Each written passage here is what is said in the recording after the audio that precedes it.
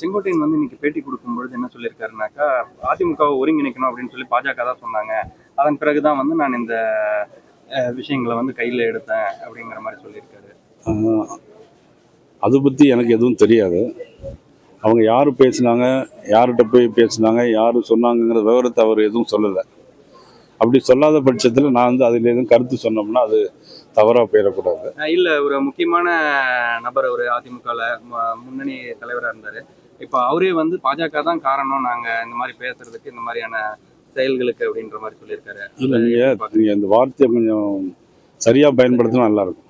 இந்த மாதிரி தவறான செயல்னு சொல்ல மாதிரி இருந்துச்சு இல்லையா? தவறான செயல்னு நான் சொல்ல, இந்த மாதிரி சொல்லியிருக்காருன்னு சொல்லி சொல்றேன். இந்த மாதிரினா எந்த மாதிரி? அதாவது பாஜக தான் அவங்க ஒருங்கிணைக்கணும்னு சொன்னதுக்கு பிறகு தான் நான் செஞ்சேன் அப்படின்ற மாதிரி சொல்லியிருக்காரு. இவர் அதிமுகவில் தான் இருக்கிறாங்க.